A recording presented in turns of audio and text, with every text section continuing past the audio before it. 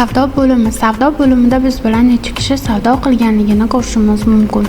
Savdo vaqti, to'lov turi, umumiy balansi holatlarini ham kuzatishimiz mumkin.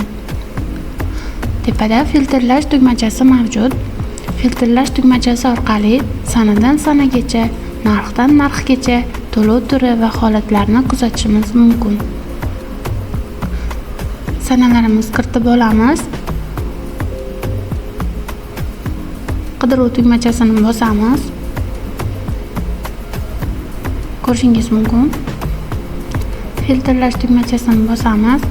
Narxdan narxgacha ham kiritib olamiz.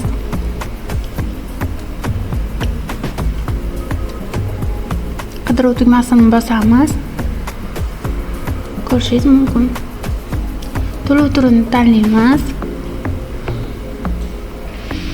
Qidiruv tugmasini bosamiz.